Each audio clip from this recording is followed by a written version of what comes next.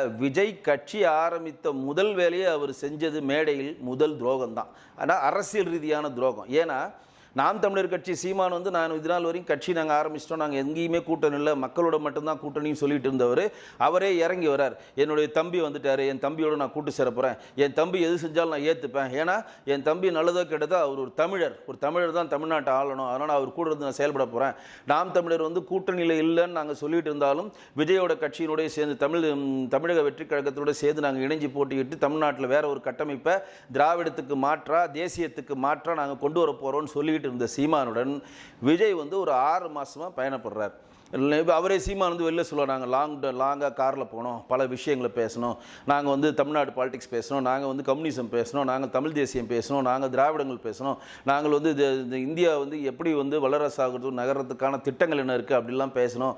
So Vijay அவர்கள் நெருங்கி கொண்டிருக்கிறார், புலி வந்து பாயறதுக்கு தயாராகி கொண்டிருக்கிறதுன்னு பாசிட்டிவாக பேசிக்கிட்டே இருந்த அவரை விஜய் அவர்கள் வந்து திரு சீமானிடம் அரசியல் கற்று சீமானிடம் வந்து அரசியல் சம்பந்தமான எல்லா பொது விஷயங்களையும் உள்வாங்கி தமிழ் தேசியனா என்ன திராவிடனா என்ன இது இரண்டுத்தையும் ஒரு நேர்கோட்டில் வச்சா என்ன மாதிரி பாதிப்பு வரும், என்ன மாதிரி வந்து நமக்கு வந்து வென்றெடுக்கலான்றதெல்லாம் உள்வாங்கிட்டு சீமான் அவர்களை பற்றி பொது மேடையில் சொல்லனாலும் பரவாயில்ல. என்ன சொல்கிறாருன்னா, இந்த உறக்க கத்தி பேசுகிற மாதிரி அவங்களெலாம் பேச வராது, அந்த மாதிரி அரசியல் நாங்கள் பண்ண வரல, யாரையும் தாக்கி பேச வரலன்னு சொல்கிறதோடு அவர் நிறுத்தியிருக்கலாம். இன்னொன்று என்ன சொல்கிறாரு, தேவையில்லாத லக்கேஜெலாம் சுமக்க நான் ரெடியாக இல்லை, இங்கே வந்து தமிழ் தேசியமும் திராவிடமும் ஒன்று தான் சொல்லி ஒரே போட்டு சீமான் அவர்களுக்கு அடுத்த துரோகத்தை முன்னெடுத்திருக்கிறார். அப்போ தமிழக வெற்றி கழகம் விக்கிரவாண்டியில் நடந்த அந்த கூட்டத்தில் முதலில் விஜய் செய்த ஒரு நல்ல காரியம் அவர் நினச்சிட்டு இருக்க செய்கிற அந்த விஷயத்த சொல்கிறான். மிகப்பெரிய ஒரு அரசியல் துரோகம். எப்படி சினிமாவில் தன் குடும்பத்திற்கு ஒரு துரோகம் பண்ணுறாரோ, எப்படி வந்து தனக்காக உழைத்த வேலையாட்களுக்கு ஒரு துரோகம் பண்ணாரோ, தன்னை வைத்து தயாரித்த தயாரிப்பாளர்களுக்கு தன்னுடன் கூட நடித்த சக தொழில்நுட்ப கலைஞர்களுக்கு எப்படி துரோகம் பண்ணுறாரோ, இப்போ அடுத்த துரோகம் அரசியல் ஆரம்பித்திருக்கிறார். அரசியலில் முதல் ஆரம்பமே துரோக ஆரம்பம் அப்படின்னு தான் பொது வழியில் எல்லாருமே போடுறாங்க.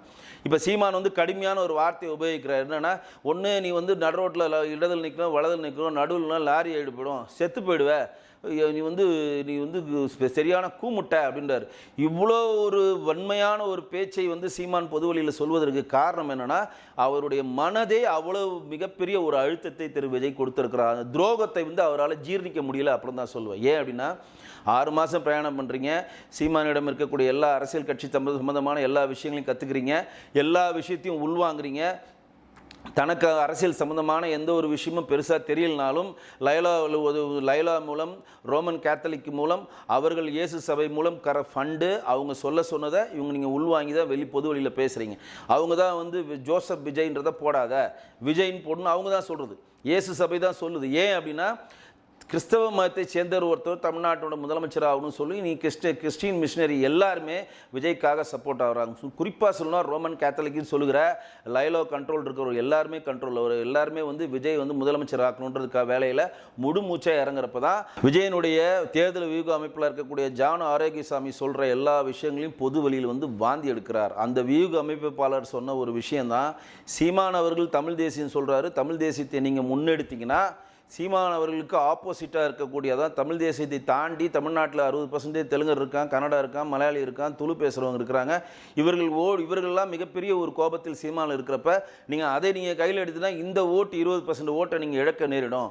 நீங்கள் ஏற்கனவே சிறுபான்மையராக இருக்கீங்க, உங்களுக்கு ஓட்டு கேட்க ஒரு 16% ஓட்டு உங்களுக்கு கேரண்டியாக இருக்குது, கிறிஸ்டின் ஓட்டு 7% கேரண்டியாக இருக்குது, ஏன்னா நீங்கள் கிறிஸ்தவராக இருக்கிறதுனால.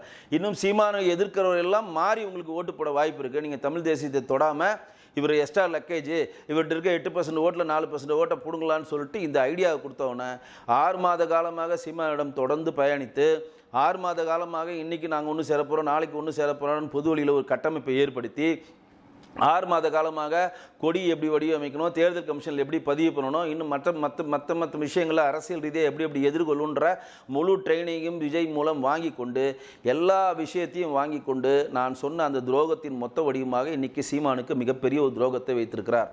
அப்போ குடும்பத்துக்கும் ஒரு துரோகம் செய்கிறாரு, கூட இருந்து இவருக்காக வேலை செய்த ஒரு வேலையாட்களுக்கும் அவருடைய பிஆர்ஓ இருக்கக்கூடிய பிடி செல்வகுமார் போன்ற ஆட்களுக்கெல்லாம் துரோகம் வைத்திருக்கிறார். அது மட்டும் இல்லாமல் அவரை வைத்து படம் தயாரித்த தயாரிப்பாளர்களாகட்டும், அவர் கூட எடுத்து தொழில்நுட்ப கலைஞர்களுக்கும் இன்னைக்கு வரையும் துரோகம் இழைச்சிருக்காரு. இப்படியே வந்துன்னா பெப்சி தொழிலாளர்களுக்கும் நடிகர் சங்கத்துக்கும் ஏதாவது செஞ்சிருக்காருன்னா அதுவும் இல்லை, அவர்களுக்கும் துரோகம் இழைத்திருக்கிறார்.